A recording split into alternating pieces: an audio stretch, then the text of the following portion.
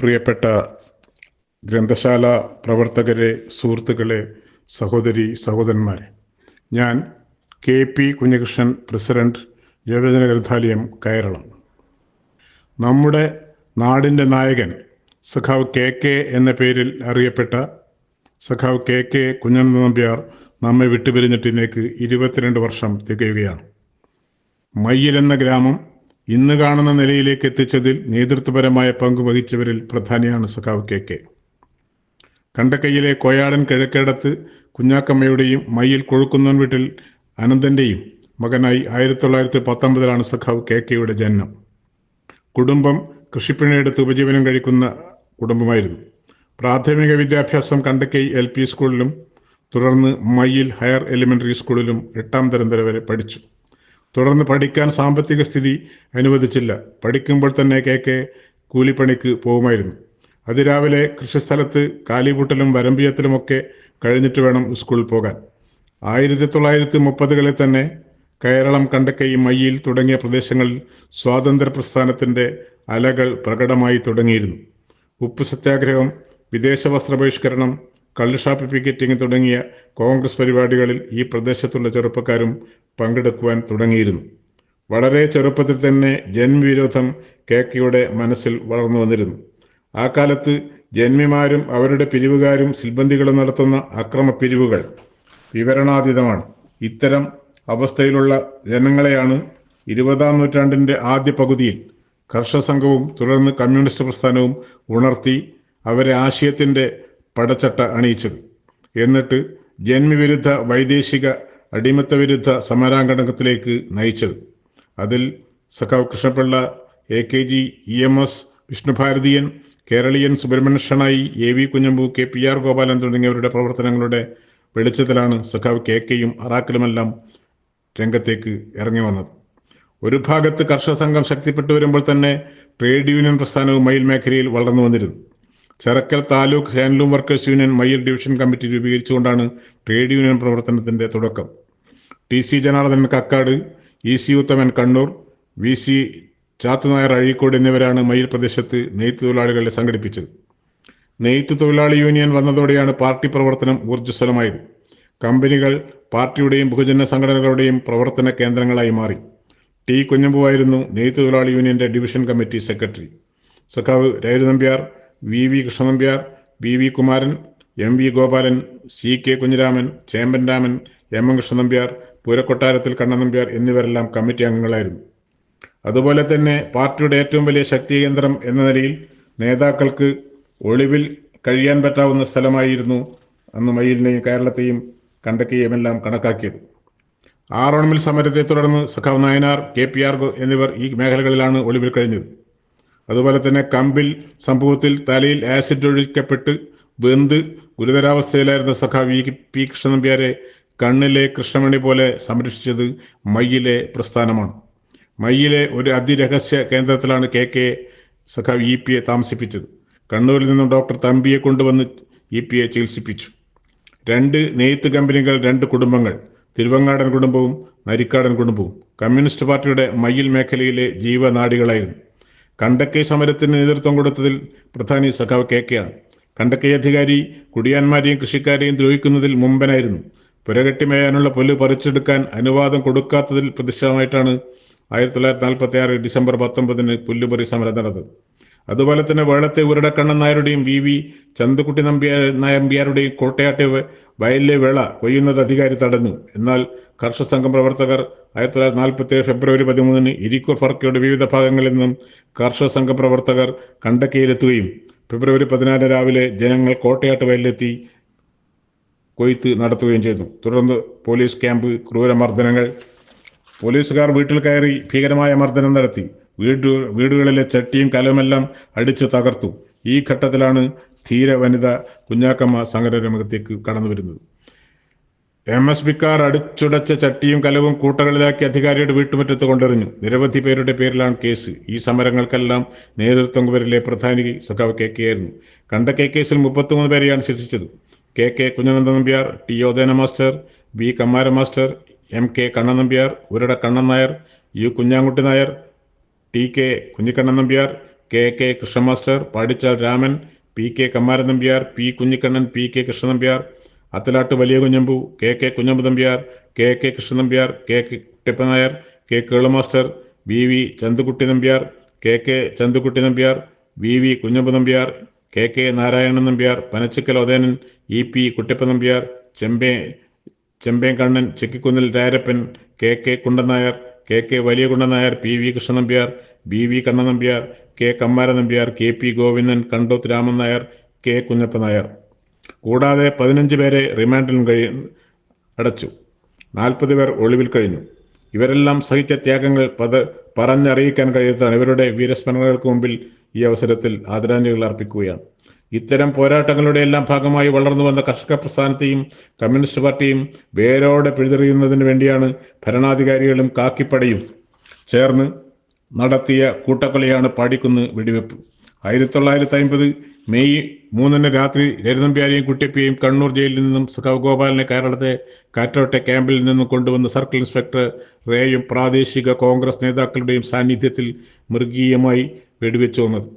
എത്രയെത്ര വർഷങ്ങൾ കഴിഞ്ഞാലും ഈ പ്രദേശത്തുകാരുടെ മനസ്സിൽ ഇത് മായാതെ കിടക്കും.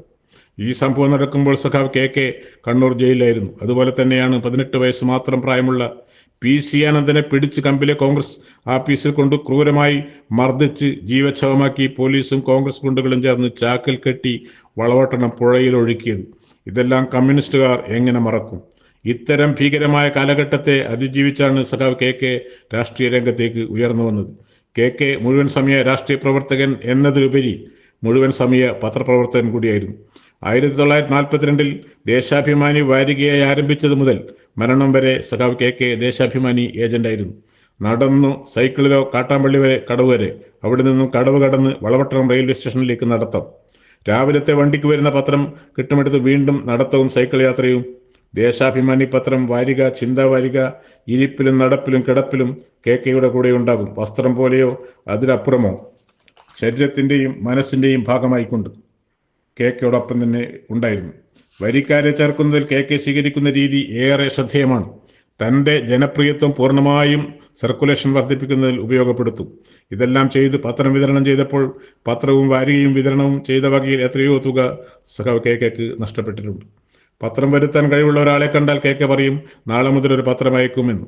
അയ്യോ പറ്റില്ല എന്ന് തർക്കിച്ചു പറയുകയാണെങ്കിൽ തൻ്റെ കക്ഷത്തിലുള്ള പത്രക്കെട്ടിൽ നിന്നും ഒരു പത്രമോ വാരികയോ എടുത്തു കൊടുക്കും. അതാണ് സഖാവ് കെ കെയുടെ രീതി. സഖാവ് കെ കെക്ക് എല്ലാമായിരുന്നു ദേശാഭിമാനി. ഗ്രന്ഥശാല രംഗത്തും സഖാവ് കെ കെയുടെ കയ്യൊപ്പ് നമുക്ക് കാണാൻ കഴിയും.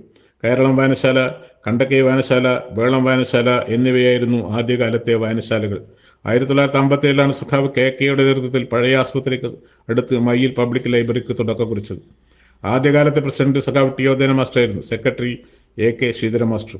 തുടർന്ന് നിരവധി വർഷക്കാലം സഖാവ് കെ കെ ആയിരുന്നു പ്രസ്തുത സ്ഥാപനത്തിന്റെ പ്രസിഡന്റ്. 1961 NES ബ്ലോക്കിന്റെ സഹായത്തോടെ മയ്യിൽ ടൗണിൽ ഇടൂഴിയിലെ കുടുംബം സംഭാവന ചെയ്ത സ്ഥലത്ത് മയ്യിൽ CRC സ്ഥാപിക്കുന്നതിലും കെ കെ തന്നെയായിരുന്നു മുൻനിരയിൽ. ഇന്ന് പ്രസ്തുത ലൈബ്രറി സഖാവ് കെ കെയുടെ നാമധേയത്തിലാണ് അറിയപ്പെടുന്നത്. സഖാവ് കെ കെ മികച്ച സ്പോർട്സ്മാനും സംഘാടകനുമായിരുന്നു. മയ്യിൽ സ്കൂൾ ഗ്രൗണ്ടിൽ ആദ്യകാലങ്ങളിൽ നടക്കാറുള്ള ടൂർണമെന്റുകളിൽ കെ കെ കളിക്കാരനായിരുന്നു. തുടർന്ന് എല്ലാ ഘട്ടത്തിലും ടൂർണമെന്റ് നടത്തിപ്പ് ചുമതലക്കാരനായിരുന്നു. സഖാവ് കെ കെ കളി നടക്കുമ്പോൾ ഗ്രൗണ്ടിന്റെ ചുറ്റും നടന്ന് കളി കണ്ട് രസിക്കുകയും പരിചയം പുതുക്കലും പത്രത്തിന്റെ വരിസംഖ്യ വാങ്ങലും എല്ലാം ഈ സമയത്ത് നടത്തും. മയ്യിലിന്റെ വികസനത്തിന്റെ നാഴികക്കല്ലായ ഹൈസ്കൂൾ നിർമ്മാണം, നാട്ടുകാരുടെ സഹകരണത്തോടെയുള്ള സ്കൂൾ കെട്ടിട നിർമ്മാണം, ഇടൂഴിയില്ലം കുടുംബത്തിൽ നിന്നും സ്ഥലം സർക്കാരിന് വിട്ടുകൊടുക്കുന്നതിനുള്ള നേതൃത്വപരമായ പങ്ക് എല്ലാത്തിൻ്റെയും മുൻപന്തിയിൽ സഖാവ് കെ കെ ആയിരുന്നു. ഇന്ന് കാണുന്ന ഇടൂഴി മാധവൻ നമ്പൂതിരി സ്മാരക ഗവൺമെന്റ് ഹയർ സെക്കൻഡറി സ്കൂളിന് വേണ്ടി 8.5 ഏക്കർ സ്ഥലം സംഭാവന ചെയ്ത ഇടൂഴിയില്ലം കുടുംബത്തെ എന്നും നമ്മൾ സ്മരിക്കപ്പെടേണ്ടതായിട്ടുണ്ട്. നിരവധി വർഷക്കാലം സ്കൂൾ PTA പ്രസിഡന്റായിരുന്നു സഖാവ് കെ കെ. ഭരണരംഗത്ത് സഖാവ് കെ കെയുടെ പങ്ക് വളരെ വലുതായിരുന്നു. 1950 മദിരാശി വില്ലേജ് പഞ്ചായത്ത് ആക്ട് അനുസരിച്ചാണ് മയ്യിൽ കണ്ടക്കൈ കേരളം വില്ലേജ് പഞ്ചായത്തുകൾ ആ കാലത്ത് രൂപം കൊണ്ടത്. വില്ലേജ് പഞ്ചായത്ത് ആക്ട് അനുസരിച്ച് തെരഞ്ഞെടുക്കപ്പെടുന്ന ഭരണസമിതി ഉണ്ടാകുന്നത് 1954 നികുതി അടക്കുന്നവർക്ക് മാത്രമേ വോട്ടവകാശം ഉണ്ടായിരുന്നുള്ളൂ. വില്ലേജിലെ ഒരു പ്രദേശത്ത് വോട്ടർമാരെ വിളിച്ചു ചേർത്ത് കൈപൊക്കി വോട്ട് രേഖപ്പെടുത്തിയാണ് ഭരണസമിതിയെ ആ കാലത്ത് തെരഞ്ഞെടുക്കപ്പെട്ടിരുന്നത്. മയ്യിൽ വില്ലേജ് പഞ്ചായത്ത് ഭരണസമിതി. K K Kunhan Nambiar president, BV Kannan അംഗം, EK Mamu, Nekkoth Raman, VV Kunhiraman Nair, Kathyarath Krishnan, R Othenan Nambiar. Kayaralam village Arakkal വലിയ നാരായണ നമ്പ്യാർ പ്രസിഡന്റ്, സി കുഞ്ഞിരാമൻ, ചെറിയ Narayana Nambiar, C M Narayanan Nair, K P Abdulla, P P Kunhappa വൈദ്യർ. Kandakkai village panchayat M M Kannan Nambiar president, K K Kunhunni Nambiar Kannan നമ്പ്യാരുടെ മരണത്തിന് ശേഷം പ്രസിഡന്റായി പ്രവർത്തിച്ചു. Melapravan Gopalan Nambiar, Padichal Raman, K K Kundan Nair, Panachikkal Udayanan. 1954 മുതൽ 60 വരെയുള്ള ഈ ഭരണസമിതി പ്രവർത്തിച്ചു. 1960 ഡിസംബർ 31 വില്ലേജ് പഞ്ചായത്തുകൾ പിരിച്ചുവിട്ടു. 1/1/1962 വില്ലേജ് പഞ്ചായത്തുകൾ സംയോജിപ്പിച്ച് മയ്യിൽ പഞ്ചായത്ത് രൂപീകരിച്ചു. തുടർന്ന് 1964 വരെ സ്പെഷ്യൽ ഓഫീസർമാരാണ് ഭരണം നടത്തിയത്. 1964 സംയോജിപ്പിച്ച മയ്യിൽ പഞ്ചായത്ത് തെരഞ്ഞെടുപ്പ് നടന്നു. ആ ഭരണസമിതി 1979 വരെ തുടർന്നു, 15 വർഷക്കാലം. അന്നത്തെ ഭരണസമിതി K K Kunhan Nambiar president, സഖാവറാക്കൽ Kunhiraman vice president, V V Govindan Nambiar, M C Narayanan, Padichal Raman, K O Kuttappa Nambiar, K Mammootty, K Malathi nominated വനിതാ അംഗം. തുടർന്ന് 5 വർഷം കൂടുമ്പോൾ തെരഞ്ഞെടുപ്പ് നടക്കുന്ന നില വന്നു. 1988 സഖാവ് നായനാരുടെ ഭരണകാലത്ത് സഖാവ് കെ കെ വീണ്ടും മയ്യിൽ പഞ്ചായത്തിന്റെ പ്രസിഡന്റായി തെരഞ്ഞെടുക്കപ്പെട്ടു. 1996 ജനകീയ ആസൂത്രണ പദ്ധതിക്ക് രൂപം കൊടുക്കുന്നതിനും 4 പതിറ്റാണ്ടുകൾക്ക് മുമ്പ് തന്നെ പങ്കാളിത്ത വികസനത്തിന് ഉത്തമ ഉദാഹരണങ്ങളായ നിരവധി പദ്ധതികൾ ഈ പ്രദേശത്ത് നടപ്പാക്കിയിട്ടുണ്ട്. അടിസ്ഥാന സൗകര്യ വികസനത്തോടൊപ്പം ഉൽപാദന വർധനവ് കൂടി സാധ്യമാക്കണമെന്ന അന്നത്തെ നേതൃത്വത്തിന്റെ ദീർഘവീക്ഷണത്തിന് ഉത്തമ ഉദാഹരണമാണ് 5 കിലോമീറ്റർ വരുന്ന മയ്യിൽ വയൽ തോടിന്റെ പുനരുദ്ധാരണം. 500 ഏക്കറോളം വരുന്ന മയ്യിൽ വയലിൽ ഒന്നാം വിള അസാധ്യമായിരുന്നു. കെ കെയുടെ നേതൃത്വത്തിലുള്ള വില്ലേജ് പഞ്ചായത്ത് 3 മാസം കൊണ്ട് 10,000-കണക്കിന് തൊഴിൽ ദിനങ്ങൾ സൃഷ്ടിച്ചുകൊണ്ട് മയ്യിൽ വലിയ തോട് വികസനം നടപ്പാക്കി. അതുപോലെ തന്നെ കയറളം പഞ്ചായത്ത് ആലുംകടവ് മുതൽ മുലക്കുടി പന്താറ്റിൽ വരെ ദൈർഘ്യമേറിയ 300 ഏക്കർ സ്ഥലത്ത് കൂടി തോട് നിർമ്മിച്ചതും ഇതിന്റെ ഫലമായി 2 വയലുകളിലും 2 വിള നെൽകൃഷി യാഥാർത്ഥ്യമാക്കി. അതുപോലെ തന്നെ ഇരിക്കൂർ ബ്ലോക്കിന്റെ ആഭിമുഖ്യത്തിൽ 2 ദിവസം നീണ്ടുനിന്ന കർഷക സെമിനാർ കയറളം മുറപ്പടിയിൽ ആ കാലത്ത് നടന്നത് പ്രായമായവരുടെ ഇടയിൽ വലിയ ഓർമ്മയായി ഇന്നും നിലനിൽക്കുന്നു. ജോസഫ് കൈമാപ്പറമ്പിൽ നടത്തിയ ഭാരതസ്ത്രീകഥൻ ഭാവശുദ്ധി എന്ന കഥാപ്രസംഗവും ഓർത്തെടുക്കാൻ ഇപ്പോൾ കഴിയുന്നുണ്ട്. വില്ലേജ് പഞ്ചായത്തുകളുടെ പരിശ്രമ ഫലമാണ് വല്ലോലപ്പറമ്പിൽ ഒരു സർക്കാർ ആശുപത്രി സ്ഥാപിക്കപ്പെടുന്നത്. 1957 തുടങ്ങിയ ഈ സ്ഥാപനം ഇടുവഴി മാധവ നമ്പൂതിരി സംഭാവന ചെയ്ത സ്ഥലത്ത് പുതിയ കെട്ടിടത്തിലേക്ക് 1959 മാറ്റി സ്ഥാപിക്കപ്പെട്ടു. പിന്നീട് PHC ആയും CHC ആയും ഉയർത്തപ്പെട്ടു. ഇരിക്കൂർ ബ്ലോക്കിലെ മലയോര മേഖലകൾ ഉൾപ്പെടെയുള്ള ജനങ്ങളുടെ പ്രധാന ചികിത്സാ കേന്ദ്രമായിരുന്നു മയ്യിൽ PHC. ഈ കാലത്ത് തന്നെയാണ് ഗ്രാമസേവക ഓഫീസും മൃഗാസ്പത്രി എന്നിവയും ആരംഭിച്ചത്. കെ കെ പോലുള്ള പാർട്ടി നേതാക്കളുടെ ദീർഘവീക്ഷണവും കർമ്മകുശലതയും ഇതിലും തെളിഞ്ഞു കാണാം. അതുപോലെ തന്നെ ജനപങ്കാളിത്ത പ്രവർത്തനത്തിനുള്ള ഉത്തമ മാതൃകയായി സമ്പൂർണ്ണ സാക്ഷരതാ പ്രവർത്തനം നടത്തിയ 10 പഞ്ചായത്തുകളിൽ ഒന്നായി മാറാൻ മയ്യിൽ പഞ്ചായത്തിന് സാധിച്ചു. ഇതിനെല്ലാം നേതൃത്വം കൊടുത്തത് സഖാവ് കെ കെ ആയിരുന്നു. വ്യവസായ മേഖലയിലും കെ കെയുടെ നേതൃത്വം നമുക്ക് കാണാൻ സാധിക്കും. തകർന്നുപോയ കൈത്തറി രംഗത്ത് ഉയർത്തിയെടുക്കുന്നതിന് നൂറുകണക്കിന് തൊഴിലാളികൾ തൊഴിൽ കൊടുക്കുന്നതിനും ഉതകുന്ന മയ്യിൽ വീവേഴ്സ് സൊസൈറ്റി രൂപീകരിക്കുവാൻ 1979 ഉദ്ഘാടനം നടത്തുവാനും സഖാവ് കെ കെയുടെ നേതൃത്വത്തിന് സാധിച്ചു. ഇതിൽ കെ കെയുടെ പങ്ക് എടുത്തു പറയേണ്ടതാണ്. തുടർന്ന് 1979 മുതൽ നിരവധി വർഷക്കാലം കെ കെ സൊസൈറ്റിയുടെ പ്രസിഡന്റായി പ്രവർത്തിച്ചു. പഞ്ചായത്ത് ബോർഡ് പ്രവർത്തനത്തിൽ കെ കെ കാണിച്ച ആത്മാർത്ഥതയും കണിശതയും എന്നും മാതൃകാപരമാണ്. പഞ്ചായത്ത് സർവീസിൽ കെ കെ തന്നെ വളർത്തിക്കൊണ്ടുവന്നവരായ CV Kunhiraman Nambiar, TO Narayanan, M Raghavan തുടങ്ങിയവർ കെ കെയുടെ കർമ്മകുശലതയും ആത്മാർത്ഥതയും കുറിച്ച് എത്രയോ തവണ പറഞ്ഞു കേട്ടിട്ടുണ്ട്. ഒരേ സമയം നിരവധി രംഗങ്ങളിൽ വ്യക്തിമുദ്ര പതിപ്പിച്ച വ്യക്തിയാണ് സഖാവ് കെ കെ. CPM-ന്റെ ലോക്കൽ സെക്രട്ടറി, ഏരിയ കമ്മിറ്റി അംഗം, കർഷക സംഘം എന്നീ നിലകളിലെല്ലാം പ്രവർത്തിക്കുന്ന ഘട്ടത്തിൽ തന്നെ നാട്ടിൽ സഹകരണ സംഘങ്ങൾക്ക് രൂപം നൽകിയതും സംഘങ്ങളെ നയിച്ചതും സഖാവ് കെ കെ ആയിരുന്നു. ജന്മിമാരുടെ പത്തായപ്പലകളിൽ നെല്ല് കുമിഞ്ഞുകൂടുകയും പാവപ്പെട്ടവർ കുരിയിൽ പോലും കിട്ടാത്ത കാലത്ത് പ്രൊഡ്യൂസർ കൺസ്യൂമർ കോഓപ്പറേറ്റീവ് സൊസൈറ്റി രൂപീകരിച്ചതും മയ്യിൽ, കയറളം, കണ്ടക്കൈ, കുളച്ചേരി, ചേലേരി, നാറാത്ത്, കണ്ണാടിപ്പറമ്പ് വില്ലേജുകൾ ഉൾപ്പെടുത്തി മുല്ലക്കൊടി PCC നിലവിൽ വന്നു. ജലഗതാഗതമാണ് അന്നത്തെ മുഖ്യ യാത്രോപാധി എന്നതിലാണ് മുല്ലക്കൊടി PCCയുടെ കേന്ദ്രമാക്കിയത്. കമ്മ്യൂണിസ്റ്റ് നേതാക്കളായ TO ഉദയന മാസ്റ്റർ പ്രസിഡന്റും PK കുഞ്ഞികൃഷ്ണ മാസ്റ്റർ സെക്രട്ടറിയുമായ ഭരണസമിതിയാണ് PCCയെ നയിച്ചത്. സൊസൈറ്റി നടത്തിപ്പിൽ കെ കെയുടെ പങ്ക് സുപ്രധാനമായിരുന്നു. ഭക്ഷ്യക്ഷാമത്തെ തുടർന്ന് രൂപീകരിച്ച ഭക്ഷ്യ കമ്മിറ്റി സെക്രട്ടറി, കിസാൻ സംഘം, മയ്യിൽ ഘടകം സെക്രട്ടറി എന്നീ നിലകളിലെല്ലാം കെ കെ പ്രവർത്തിച്ചു. 1955 സൊസൈറ്റി മുല്ലക്കൊടി കോഓപ്പറേറ്റീവ് റൂറൽ ബാങ്കായി മാറിയത്. റൂറൽ ബാങ്ക് സ്ഥാപിക്കുന്നതിൽ നേതൃത്വപരമായ പങ്കാണ് സഖാവ് കെ കെ വഹിച്ചത്. EP കൃഷ്ണൻ നമ്പ്യാർ പ്രസിഡന്റും കെ കെ വൈസ് പ്രസിഡന്റുമായിരുന്നു. 1975 മുതൽ 1992 വരെ K K Mullakodi cooperative rural ബാങ്കിന്റെ പ്രസിഡന്റായി പ്രവർത്തിച്ചു. കൃഷിക്ക് വായ്പ നൽകുന്നതിന് വേണ്ടി ഐക്യനാണയ സംഘങ്ങൾ രൂപീകരിച്ചത് 3 പഞ്ചായത്തിലും 1950-53 കാലഘട്ടത്തിലാണ്. എന്നാൽ മയ്യിൽ കേന്ദ്രമായി മയിൽ പഞ്ചായത്ത് നിലവിൽ വന്ന ഘട്ടത്തിലാണ് 3 സംഘങ്ങളും ഒന്നിച്ചു ചേർത്ത് ഒരു സഹകരണ സംഘം രൂപീകരിക്കാൻ തീരുമാനിച്ചത്. കെ മയിൽ സംഘത്തിൻ്റെയും അറാക്കൽ കുഞ്ഞിരാമൻ കേരളം സംഘത്തിൻ്റെയും KO കുട്ടപ്പ നമ്പ്യാർ കണ്ടക്കൈ സംഘത്തിൻ്റെയും പ്രസിഡന്റുമാരായി പ്രവർത്തിക്കുകയായിരുന്നു. 1970 ജൂലൈ 2 മയിൽ പഞ്ചായത്ത് സർവീസ് സഹകരണ സംഘം രജിസ്റ്റർ ചെയ്ത് പ്രവർത്തനം തുടങ്ങി. കെ ആയിരുന്നു പ്രഥമ ഭരണസമിതിയുടെ പ്രസിഡന്റ്.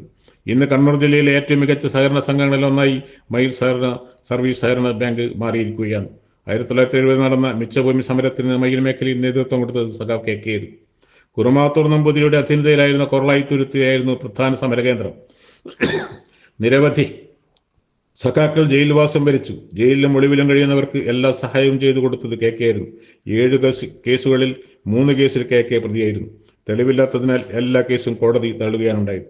1975 അടിയന്തരാവസ്ഥാ പ്രഖ്യാപനത്തോടുകൂടി ഈ പ്രദേശം പോലീസ് വലയത്തിലായി. കള്ളക്കേസുകൾ, പോലീസ് മർദ്ദനം, പോലീസ് ക്യാമ്പ്, ഗ്രന്ഥശാലയുടെ നേരെയുള്ള കയ്യേറ്റം, ഗ്രന്ഥശാല നശിപ്പിക്കുക എന്നത് അന്നത്തെ ഭരണവർഗത്തിന്റെ നയമായിരുന്നു.